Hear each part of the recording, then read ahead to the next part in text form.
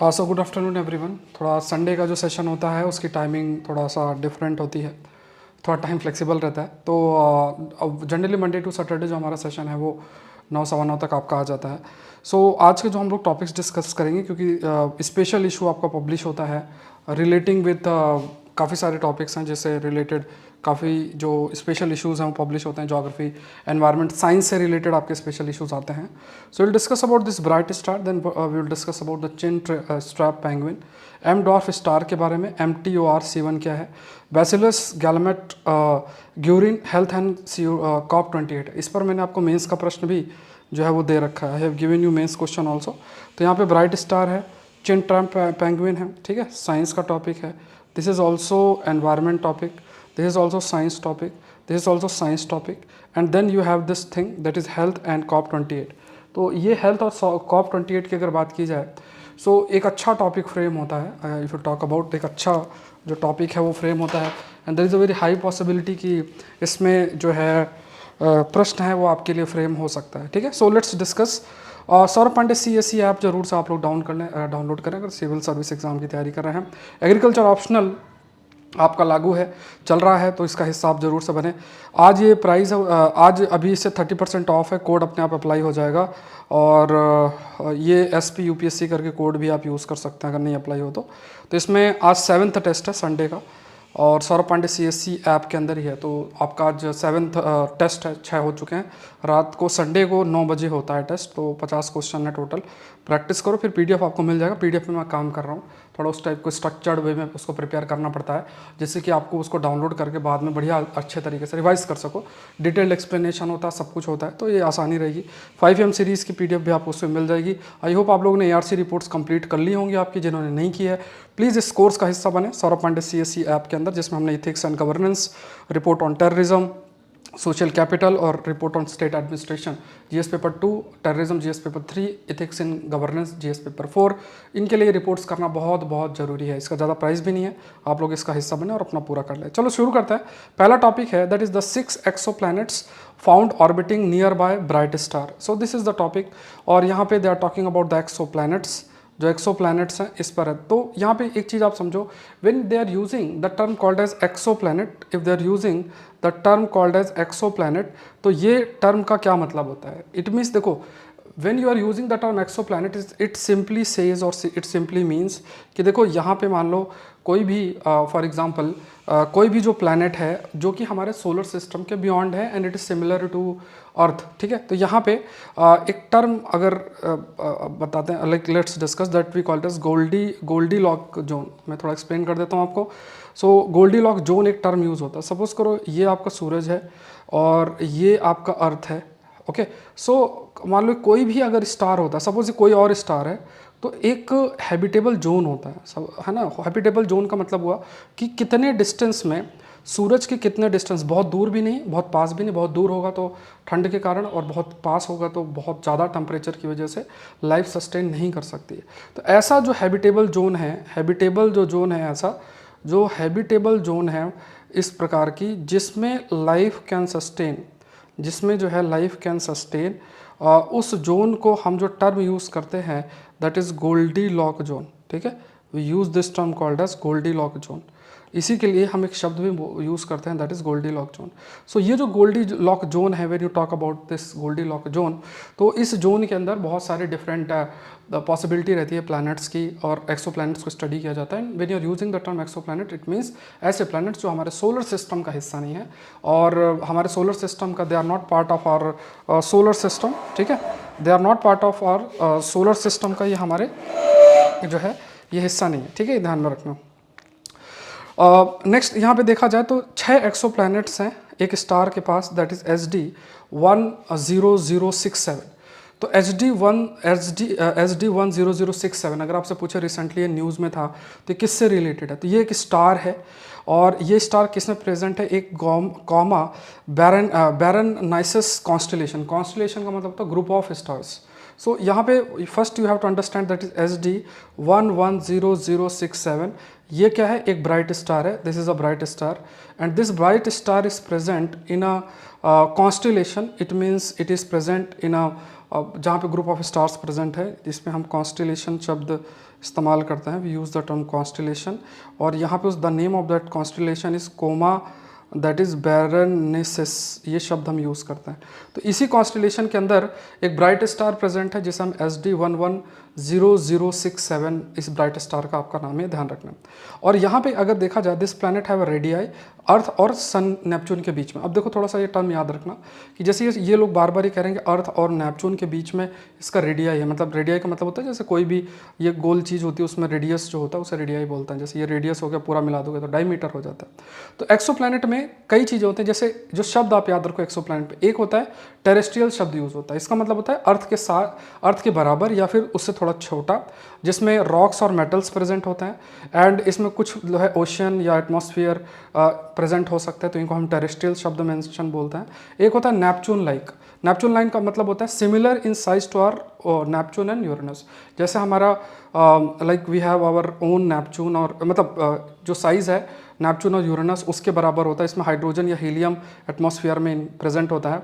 और mini Neptune भी है जो कि हमारे सोलर सिस्टम में प्रेजेंट है, they are smaller than Neptune but Earth से बड़े होते हैं। फिर एक होता है सुपर अर्थ, तो टेरेस्ट्रियल या rocky and more massive than Earth, जिससे पता भी चलता है अर्थ से ज़्यादा बड़ा होना, एंड नेपच्यून से थोड़ा लाइटर होना, वेट ज़्यादा नेपच्यून से ज़्यादा ना हो।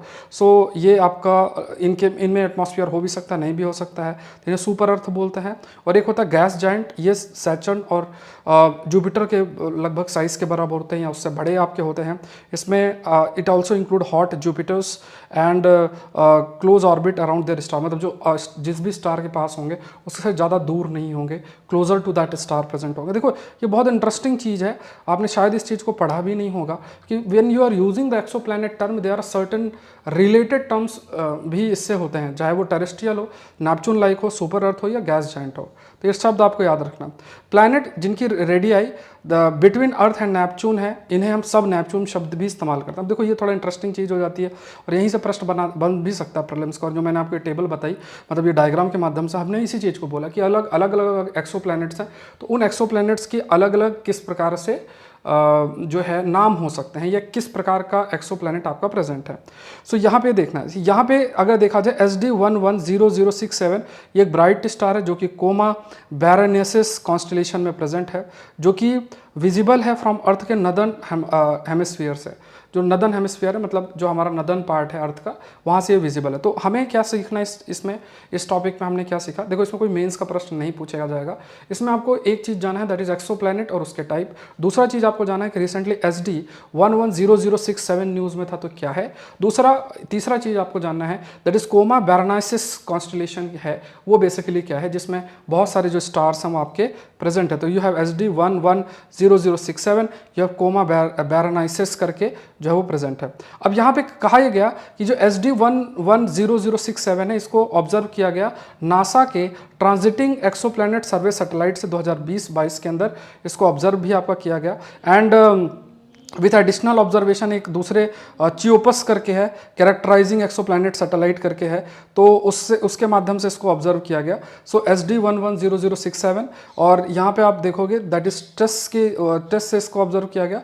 दूसरा आप याद रखो दैट इज चियोपस करके है, उससे इसको ऑब्जर्व आपका किया गया। ठीक है, तो इस चीज़ को फिर ये जो भी इन्होंने कंक्लूड आपका किया है, तो SD10 ये ब्राइटेस्ट स्टार जो है इसे कंसिडर किया गया है कि मतलब ये ब्राइट स्टार है, यानी इसे सब नेपच्यून कैटेगरी के अंदर जो भी इसमें प्लैनेट इसके अराउंड होंगे उन्हें सब नेपच्यून कैटेगरी के अंदर कंसीडर किया गया। अब हमने ये डिस्कस किया कि सब नेपच्यून का मतलब क्या होता है। तो ये नेपच्यून शब्द यूज़ होता है एक्सो प्लैनेट के लिए भी, there is a category called as sub Neptune या टेरेस्ट्रियल या सुपर अर्थ या गैस जाइंट, ये शब्द थोड़ा सा आइडिया होना चाहिए। Let's move to the next. यहाँ भी देखो ये भी आपका अच्छा टॉपिक बन जाता है एनवायरनमेंट कंटेक्स्ट में। ठीक है, और आज रात को 9 बजे संडे को आपका टेस्ट है, और सौरभ पांडे CSCE आपके अंदर एडवांस करंट अफेयर्स का ये टॉपिक है, तो इसको मिस आपको नहीं करना है।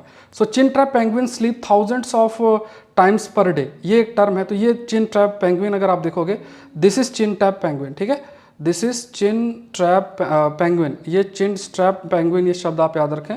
There is this term called as chin strapped penguin. तो इसके बारे में थोड़े कुछ फैक्ट्स मैं आपको बता देता हूँ कि ये जो पेंगुइन है जिसे हम चिन स्ट्रैप पेंगुइन कहते हैं, ये खास तौर से सदर्न पैसिफिक और एंटार्क्टिक ओशन में ये प्रेजेंट आपकी होती है। अब इसका बताया हुआ है कि इसकी जो नेक है नैरो नेक होती है, बहुत ही नैरो नेक होती है। प्लस इसका जो कॉमन नेम अलग तरीके से रिंग्ड पेंगुइन है, बियर्डेड पेंगुइन है, स्टोन क्रैकर पेंगुइन है, क्योंकि बहुत ज़्यादा तेज़ी से लाउड और हार्श आवाज़ निकालती है। ठीक है, लाउड और हार्श जो है कॉल इसकी होती है। चिन ट्रैप जो पेंगुइन है ये आपका Antarctic, Argentina, Bouvet Island, Chile, southern territory, South Georgia, South Sandwich Islands, इन सब में ये आपकी पाई जाती है। एंड दे हैव ऑल्सो कुछ न्यूजीलैंड का हिस्सा है, फिर island of Saint Helena, Tristan da Cunha या साउथ अफ्रीका, ऐसे कुछ रीजन्स का जो सदर्न हेमिस्फीयर में ही ये जो आपकी पेंगुइन है ये आपकी पाई जाती है। तो ये फैक्ट्स थोड़े से पता होना चाहिए। अब देखो इंटरेस्टिंग चीज़ क्या किया गया कि जो सोती है ना, सो यहाँ पे कहा गया कि it takes 11 hours sleep per day, 11 घंटे सोती है 24 घंटे में। तो ये क्या है, बट ये जितना भी स्लीप है इसका ये एक बार में नहीं होती है। मतलब ऐसा नहीं कि अपनी की तरह गए बेड लगा एसी चला चादर ओढ़ के सो गए, तो ऐसा 11 घंटे ये नहीं सोती है। ये क्या है कि लाइक बहुत ही मतलब एट अ टाइम कुछ सेकंड्स के लिए सोएगी, फिर कुछ एक्टिव हो जाएगी और ऐसे ऐसे करके ये फिर सोएगी, एक्टिव होगी, मतलब झपकी टाइप लेती है आप ये कह सकते हो। एंड ऐसे करके 11 घंटे जो है वो सोती है। तो ये इसके लिए जो टर्म यूज़ किया गया है वो है माइक्रो स्लीप, मतलब एक लार्जर समय के सोने के लिए पूरे दिन के अंदर अगर ये if it is sleeping 11 hours of sleep per day, तो यहाँ पे they carry out what we call it as a micro sleeps. They carry out what we call it as a micro sleep. So they go through micro sleeps and they can fulfill at least some of the benefits of a longer sleep bouts. Like if it say कि these types of penguins they sleep for 11 hours per day, so we can also conclude this other part that is that they go through micro sleeps. ठीक है, they can go through the micro sleeps and they can at least जो भी अपना जो longer time duration है sleep का उसको ये छोटे छोटे sleep के माध्यम से ही आपका पूरा करते हैं. तो this is again a important part जो ध्यान में रखना है. सो ये चिन ट्रैप पेंगुइन की बात करें तो ये कुछ पॉइंट्स चिन ट्रैप पेंगुइन के बारे में वी नीड टू नो. दूसरा देखते हैं, a massive exoplanet closely orbit a very low mass star. ठीक है, अ मैसिव एक्सोप्लैनेट जो है it closely orbits a very low mass star. तो ये थोड़ा सा देखना है.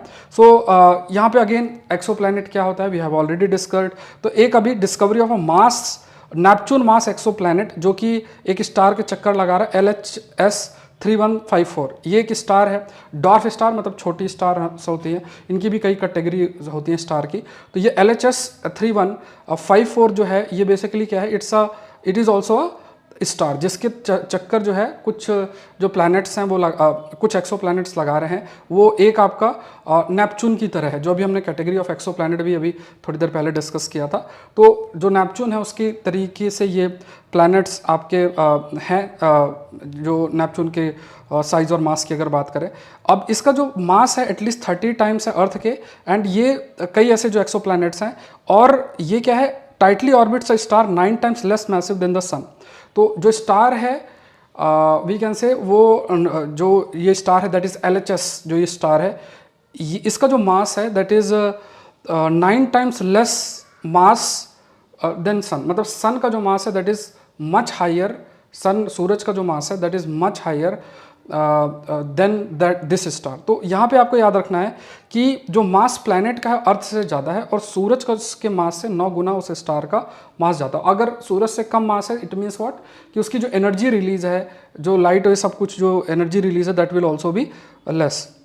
नेक्स्ट देखते हैं endothelial cells cut to a size of limited vessels growth in mice. अब ये भी देखो, ये भी मेंस में इसमें कोई प्रश्न नहीं आएगा. There can be a prelims related question with it, like it can be ask from it. So scientist ने एक मॉलिक्यूलर मैकेनिज्म ढूंढा है कि मॉलिक्यूलर मैकेनिज्म का मतलब है कि ऐसा क्या हो रहा है जिसके माध्यम से नए जो ब्लड वेसल्स हैं वो बनते हैं. ब्लड वेसल्स का मतलब जो कि ऐसी धमनियाँ हैं जो कि खून को एक जगह से दूसरी जगह लेकर जाते हैं, उन्हें हम ब्लड वेसल्स शब्द उनके लिए हम इस्तेमाल करते हैं. ठीक है, न्यू ब्लड वेसल्स जो हैं उन शब्दों को हम इस्तेमाल करते हैं. तो यहाँ पे क्या है कि जो मॉलिक्यूलर मैकेनिज्म है, मॉलिक्यूलर मैकेनिज्म का मतलब देयर आर डिफरेंट मॉलिक्यूल्स हैं, ये मॉलिक्यूल्स आपके कंबाइन होंगे, कुछ चीज़ें होती हैं एंड बिकॉज ऑफ दैट आपका क्या है कुछ इस प्रकार की नई ब्लड वेसल्स बनती हैं जिनका एबनॉर्मल ग्रोथ आपका होता है। तो mechanisms limit blood vessels growth, है ना। तो ये जो ब्लड वेसल्स है इनका जो ग्रोथ है it is limited by size of endothelial cells, the activity of MTORC1 signalling pathway. अब देखो थोड़ा सा टेक्निकल है, बट क्या एक चीज़ आपको ये ध्यान रखनी है कि नए ब्लड वेसल्स, ब्लड वेसल्स का मतलब जैसे हमारा शरीर है, हमारे शरीर में ब्लड एक जगह से दूसरी जगह मूव करता है, तो उस ब्लड को मूव करने के लिए आपको ब्लड वेसल्स की जरूरत होती है। अब उनके एबनॉर्मल ग्रोथ को रोकने के लिए कुछ सेल्स होते हैं, जैसे एक होता है एंडोथीलियल सेल्स बोलते हैं, और एक प्रकार का एक चीज़ होती है जिसे हम MTORC1 बोलते हैं। आगे डिस्कस करेंगे इसके बारे में। तो आपसे पूछे कि रिसेंटली MTORC1 न्यूज़ में था, ये क्या है? तो ये बेसिकली क्या है, it's a signalling pathway. It's क्या है, ये एक कई प्रकार के जो न्यूट्रिएंट्स, एनर्जी, मतलब आप ये मानो कि जैसे होता है ना कि हमारे शरीर में हजारों लाखों सेल्स हैं, उसके बाद न्यूट्रिएंट्स हैं, एनर्जी, मेटाबॉलिज्म है, बहुत सारी चीज़ें। तो डिफरेंट जो सिग्नल्स होते हैं ना उनको इंटीग्रेट करने का काम MTORCR1 किया जो होता है, जो कि एक सिग्नलिंग पाथवे है। एंड ये सेल ग्रोथ को रेगुलेट करने में, या सेल का जो मल्टीप्लिकेशन है, जैसे एक सेल से कई सेल्स बन रहे हैं, एक सेल से मल्टीपल सेल्स बन रहे हैं, तो उसके लिए ये होता है। तो बस इतना अगर आपको पता है कि MTORC1 बेसिकली जो हमारे अंदर कोशिकाएं हैं, सेल्स हैं, उनको बनाने में, उनके ग्रोथ में, उनके मल्टीप्लिकेशन में बहुत एक इंपॉर्टेंट रोल प्ले करते हैं।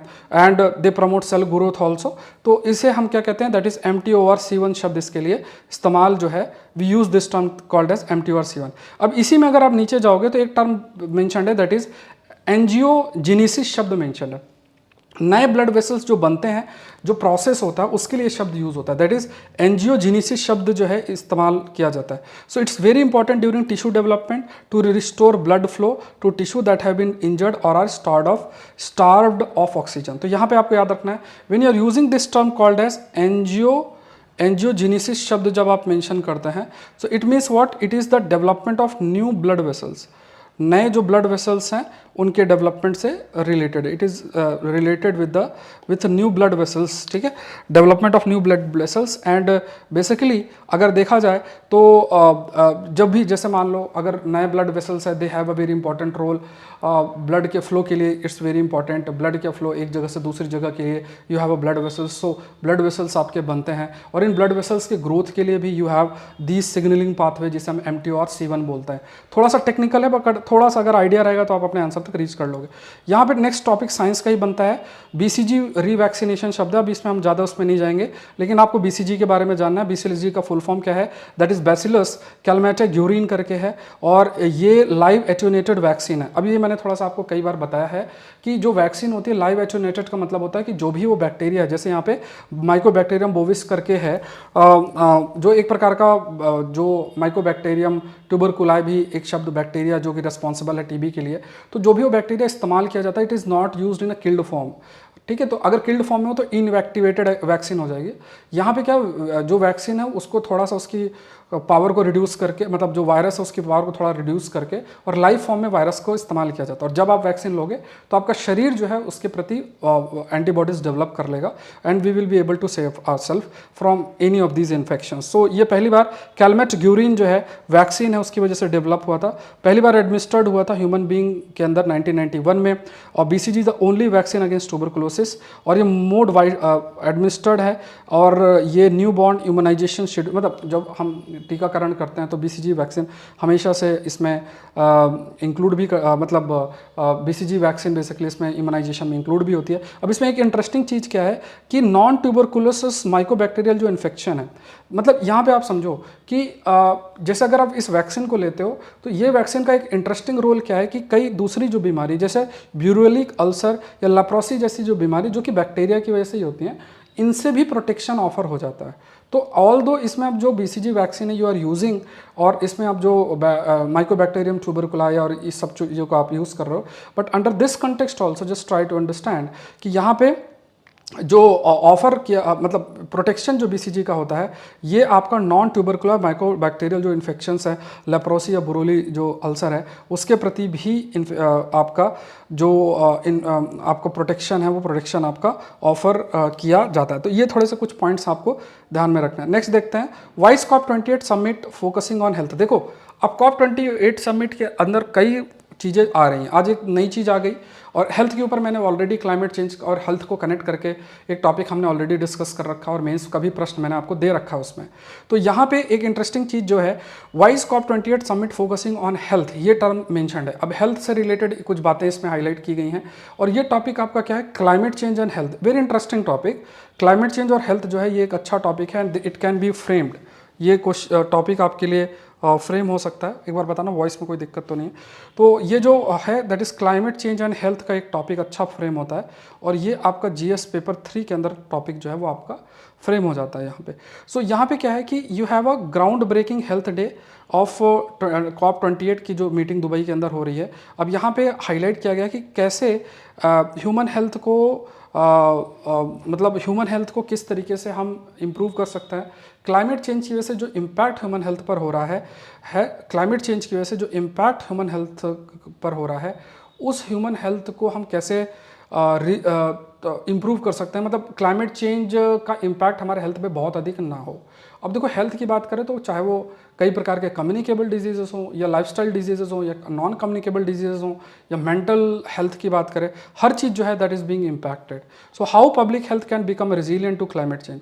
Also who will finance this transformation. अगर ये बदलाव हो रहा है, सो ये जो पब्लिक हेल्थ है, ठीक है, you talk about public health की अगर बात करें तो public health basically public health जो है कैसे क्लाइमेट चेंज से अफेक्ट हो सकती है। तो बहुत सारे डिफरेंट हेल्थ चैलेंजेस आपके आ जाते हैं, एंड ये कहा ही जा रहा है दुबई में जो कॉन्फ्रेंस है उसमें ये है कि ये सब प्रॉब्लम्स जो है उसको फाइनेंस कौन आपका करेगा।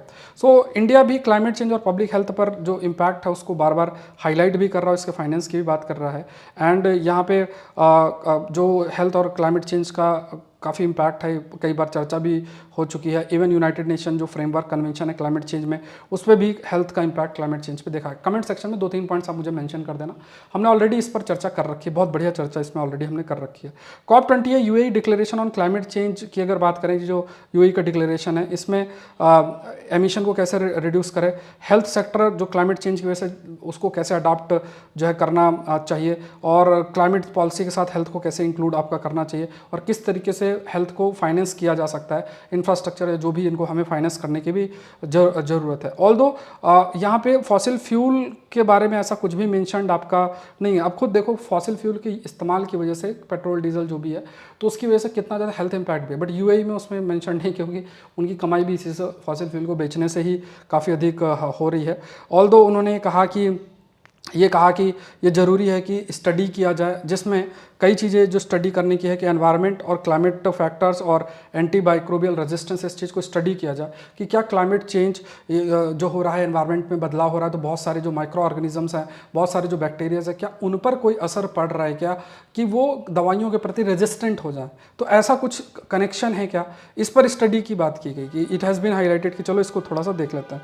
सो intensifying efforts for the early detection of zoonotic spill over. Zoonotic spill over का मतलब होता है कि जो जीवों से दूसरी जगह आपका लाइक जैसे जूनोटिक स्पिल ओवर की अगर बात करें, तो जूनोटिक स्पिल ओवर की अगर when you talk about the zoonotic spill over, it simply means कि ऐसी बीमारियां जो एनिमल से ह्यूमंस को ट्रांसफ़र हो सकती हैं, ठीक है, ऐसी बीमारियां जो ह्यूमंस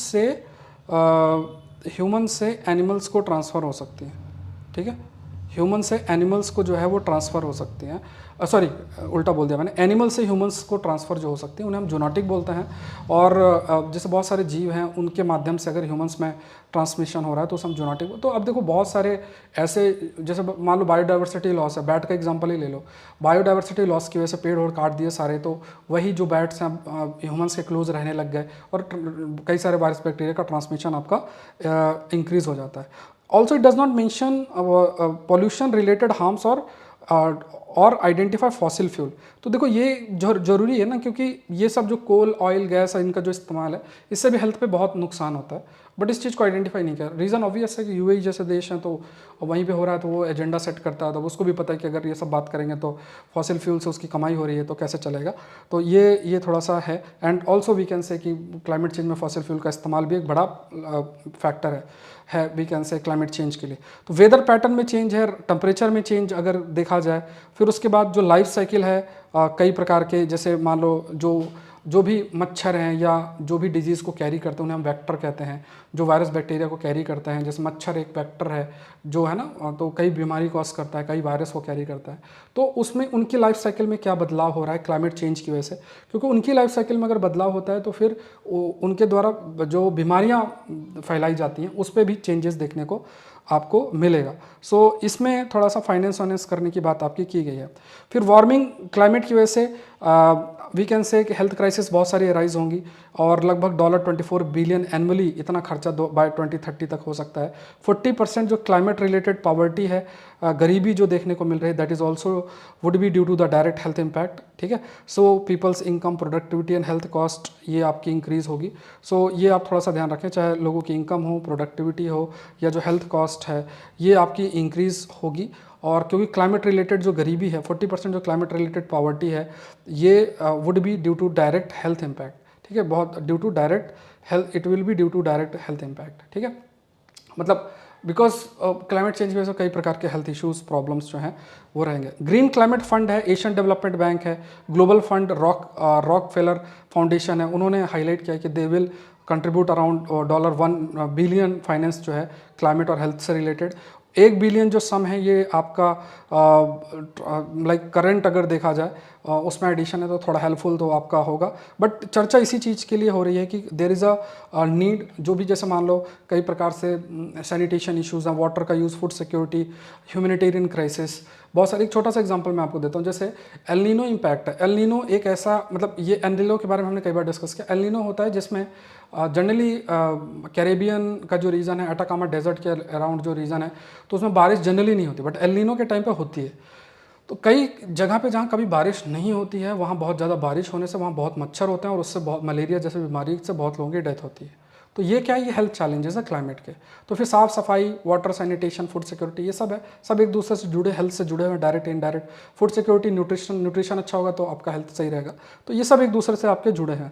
सो डेवलपिंग कंट्रीज जो है दे हैव ऑल्सो फोकस्ड की इंटरनेशनल पब्लिक फाइनेंस जो है उसमें थोड़ा ऐड ऑन हो चाहिए। ऐसा ना हो कि मान लो हेल्थ बर्डन उन पर बढ़ता रहा और उन्हें उस इंफ्रास्ट्रक्चर को इंप्रूव करने के लिए उधारी लेनी पड़े और उनका डेट बर्डन इंक्रीज हो। तो ज़रूरी है कि जो डिक्लेरेशन है अभी फ़िलहाल के लिए वो एंडोर्स करता है climate health funding from domestic budget, multilateral development bank, multilateral climate fund और उसके अलावा प्राइवेट सेक्टर जो है, फिलंथ्रॉफी जो मानवीय कार्य करते हैं उनसे, उनके द्वारा। तो क्लाइमेट हेल्थ की कैसे फंडिंग की जा सके, तो इसमें इन्होंने आपका डोमेस्टिक बजट, मल्टीलेटरल जो development banks, multilateral climate funds, इनके माध्यम से करने की बात की है।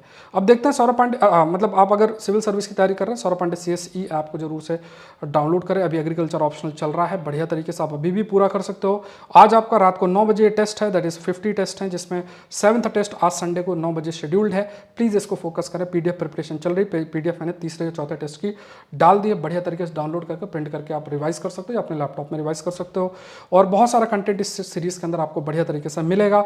उसके बाद ARC रिपोर्ट का कोर्स आई होप आप लोगों ने किया होगा, जिसमें हम लोग ethics and governance, report on terrorism, social capital और report on state administration already we have covered, जो कि GS 2, 3, 4 के लिए काफ़ी अधिक इंपॉर्टेंट है। तो सौरभ पांडे CSE ऐप को आप जरूर से डाउनलोड करें और जो है आगे बढ़े और अपना प्रिपरेशन में जो भी आपको मदद है वो जरूर से मिलेगी। पढ़ते रहें, रिवीजन करते रहें। संडे को टाइम थोड़ा फ्लेक्सिबल रहता है, बाकी आपको मंडे टू सैटरडे आप लोग का 5 AM सीरीज भी रहता है और इसके अलावा भी आपका जो द हिंदू सेशन है 9 सवा 9 बजे स्टार्ट हो जाता है। Thank you everyone, thank you.